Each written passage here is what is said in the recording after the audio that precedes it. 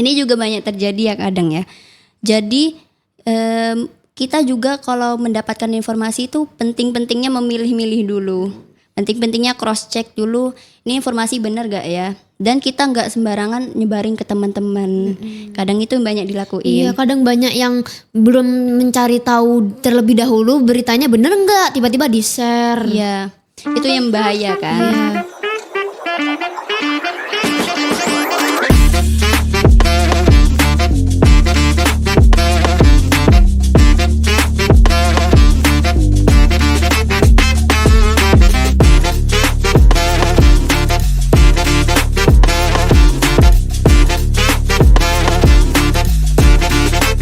Assalamualaikum warahmatullahi wabarakatuh.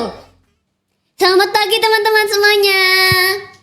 Perkenalkan, nama saya Lailatun Nihayati sebagai host pada hari ini. Nah, kebetulan kali ini saya mendapat kesempatan untuk kedua kalinya, mungkin ya, seingat saya ini udah kedua kalinya untuk menjadi host. Dah, ada yang sedikit spesial, tamu kita biasanya dari para pengajar nih, tapi kali ini kita kedatangan tamu spesial kita kali ini adalah Kak Livia, hai. Hai Kak Livia. Hai.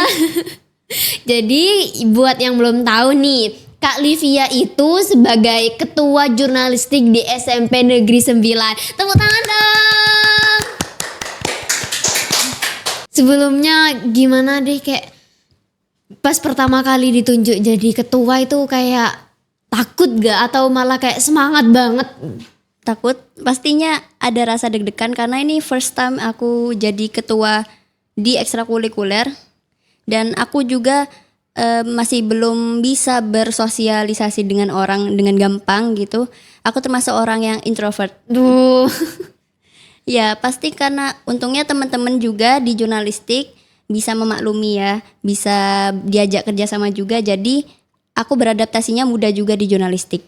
Berarti kayak sebelumnya tuh kan udah gak bisa komunikasi kayak canggung. Iya. Tapi masuk jurnalistik langsung udah terbiasa. Iya terbiasa banget. Terbiasa Mungkin banget. awalnya masih agak kaku gitu sama anak-anak kalau misal lagi bercanda atau lagi ngomong-ngomongan. Tapi kalau sekarang oke, mereka bisa diajak kerja sama juga. Oke, berarti itu salah satu perkembangan yang Luar biasa. luar biasa. Jadi topik kita kali ini itu peran jurnalistik di era digital. Iya. Menarik ya temanya ya. Karena juga sekolah kita nih sekolah digital ya. Iya, sekolah digital. Jadi kan banyak nih yang menuai pro dan kontra tentang era digital ini. Iya. Dan peran jurnalistik ini lumayan berpengaruh ya Berpengaruh. dalam dunia digital. Soalnya dulu kan apa ya, teknologi itu tidak Luas sekarang. seluas sekarang. Semerata sekarang. Semerata sekarang. Jadi sebenarnya perubahan ini baik atau buruk sih? Kalau dari sudut pandangku, ini perubahan yang baik juga mengikuti perkembangan zaman. Jadi kita gak harus melulu soal yang namanya masih melakukan hal-hal tradisional, masih melakukan hal-hal yang ketinggalan zaman. Karena kita sudah dikasih kemudahan yaitu teknologi. Alangkah baiknya kalau kita memanfaatkan itu dengan baik, baik di kehidupan sosial atau di sekolah tentunya. Karena kita anak muda kan, kita kan Gen Z. Gen Z banget nih. Jadi kita harus bisa memanfaatkan teknologi sebaik-baiknya. Terus juga apa, dengan mudahnya teknologi ini juga sangat memudahkan kita untuk mengenal dunia luar. Iya. Karena orang-orang kadang kan masih ada yang gaptek, gagap teknologi, masih perlu namanya itu pelajaran dalam menggunakan bidang teknologi. Ya kalau jurnalistik ini anak-anaknya bisa lah ya. Bisa. Masih bisa memanfaatkan teknologi dan menggunakan teknologi ini dalam hal baik. Menurutku jurnalistik ini dalam perkembangan zaman ke era digital itu penting banget. Ya penting banget. Soalnya kita mau ngungkit lagi dulu kasus COVID. Nah itu juga jurnalistik sangat berperan penting untuk melaporkan tentang kasus-kasus terbaru ya kan? Iya.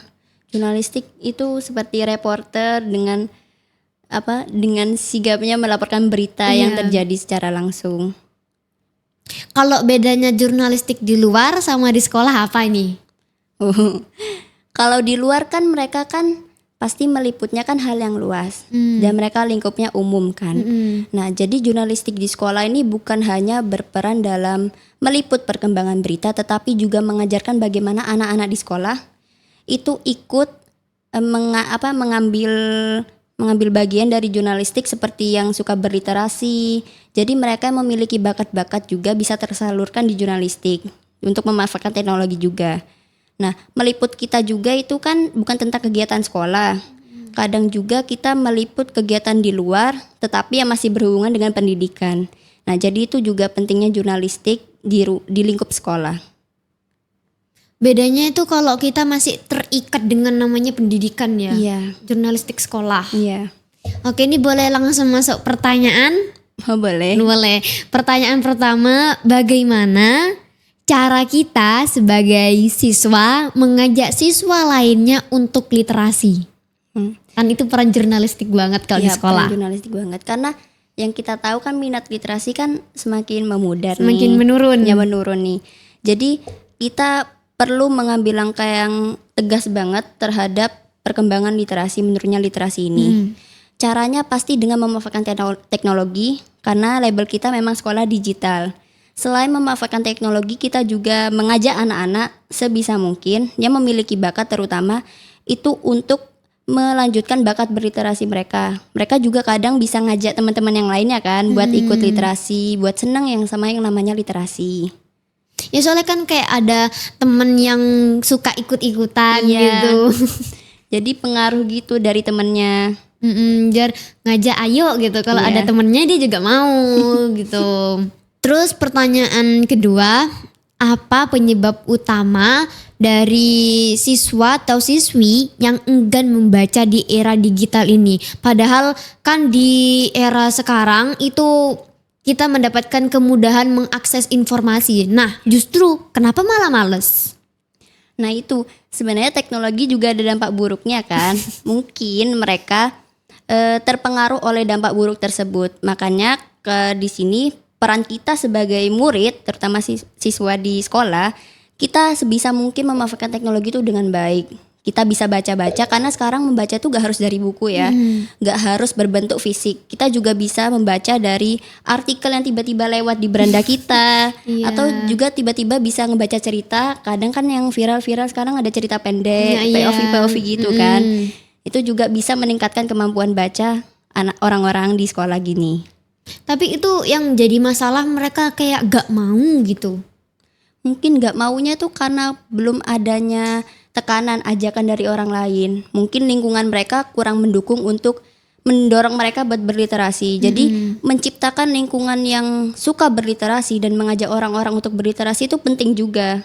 Karena nanti berpengaruh ke teman lainnya juga memengaruhi teman yang lainnya gitu.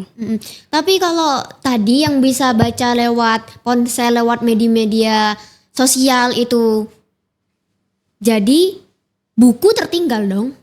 Enggak dong, karena kan sekarang buku itu bukan hanya berbentuk fisik. Ada yang namanya e-book. Oh, Digital book. Iya. Jadi kita bukan mungkin kadang orang-orang ada yang malas beli buku secara langsung di karena tokonya. mahal. Iya mahal. Karena jadi e-book ini bisa jadi solusi. Jadi nggak ada penghalang kita buat nggak bisa baca buku karena buku itu mahal. Nah, karena kita udah dilengkapi sama teknologi, jadi kita bisa baca buku di mana aja. Kita bisa beli buku di mana aja juga. Terus kayak gak perlu berat-berat lagi. Iya. Terus yang ketiga ya. Ya. Ketiga itu salah satu tantangan terbesar jurnalistik di era digital. Tantangan terbesar banget. Aduh. Sebenarnya kalau tantangan terbesar jurnalistik itu balik sendiri ke anak-anaknya kan. Dan gimana peran pertama kita memang di sekolah itu meningkatkan minat literasi anak-anak, menyalurkan bakat anak-anak. Jadi gimana caranya jurnalistik menghadapi tantangan terbesar itu? Ya pastinya dengan mengajak. Cara paling ampuh mengajak dengan pendekatan gitu. Terus yang kedua itu membuat ide-ide kreatif kayak kita bisa bikin apa biar anak-anak itu tertarik dengan yang namanya jurnalistik dan literasi gitu.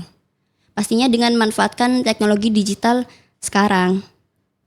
Ya terus kan biasanya masalah terbesar di jurnalistik itu isu hoax lebih cepat menyebar daripada informasi yang sebenarnya terjadi. Ya, ini juga banyak terjadi ya kadang ya. Jadi kita juga kalau mendapatkan informasi itu penting-pentingnya memilih-milih dulu. Penting-pentingnya cross check dulu, ini informasi benar gak ya? Dan kita nggak sembarangan nyebarin ke teman-teman. Kadang itu banyak dilakuin. Iya, kadang banyak yang belum mencari tahu terlebih dahulu beritanya bener nggak, tiba-tiba di-share. Iya, itu yang bahaya kan. Iya.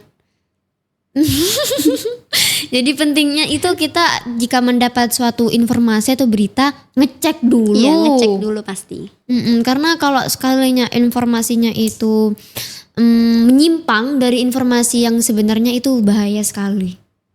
Sebenarnya boleh cerita sedikit tidak tentang pengalaman suka dan duka menjadi ketua jurnalistik di SMP ini? Jurnalistik, ini kan termasuk ekstrakurikuler baru Iya. di SMP 9. Jadi pasti tantangannya berat banget ya. Dalam menarik minat anak-anak, ekstrakurikuler baru ini juga mengenalkan kepada mereka apa itu jurnalistik. Sukanya karena alhamdulillahnya anak-anak yang masuk ke jurnalistik itu mereka punya bakat. Mereka punya minat sama bidang yang mereka ahlikan, seperti misal dokumentasi, kepenulisan, mereka itu punya bakat. Dan dengan mereka masuknya ke jurnalistik itu mereka bisa mengembangkan bakat mereka. Itu yang mungkin sukanya aku jadi ketua. Jadi selain bisa Mengasah kemampuannya mereka sendiri. ngasah kemampuannya mereka sendiri. Dan untuk pribadi juga aku jadi memiliki kemampuan itu ya dalam jiwa kepemimpinan. Jadi mungkin jiwa kepemimpinanku lebih terasah karena menjadi ketua. Nah kalau dukanya pastinya ada ya, kayak susahnya dalam menarik minat anak-anak terhadap jurnalistik, dan juga kadang mereka kan masih bingung, masih asing lah sama yang namanya jurnalistik. Itu susahnya, dukanya sih. Iya, tapi itu kan fungsinya Kak Livi sendiri sebagai Iya. ketua untuk mengenalkan jurnalistik ke mereka. Dan ya untungnya sekarang jurnalistik udah mulai berkembang, anak-anaknya juga sudah mulai terstruktur gitu, mereka tahu fungsinya mereka apa. Nah jurnalistik sekarang udah mulai aktif di media sosial, dan mading-mading juga mulai terisi lagi. Apa sih harapan Kak Livi sebagai ketua jurnalistik untuk ketua selanjutnya? Harapan saya pastinya semoga jurnalistik ini ke depannya makin bisa maju lagi dan menjadi wadah bagi SMP 9 buat menyalurkan minat literasi anak-anak dalam dunia digital juga, karena kita di jurnalistik itu memang pusatnya sebagai media informasi digital, karena kita selalu upload konten kita di media sosial. Kita juga mengajak generasi muda itu untuk selalu berliterasi tetapi lewat teknologi. Itu harapan saya juga ke depannya, semoga SMP 9 minat literasinya makin tinggi. Iya, karena sebenarnya untungnya juga meskipun jurnalistik ini katanya tadi baru berdiri ya. Iya. Tapi ternyata yang masuk itu yang minatnya itu di bidang jurnalistik juga lumayan banyak. Lumayan banyak.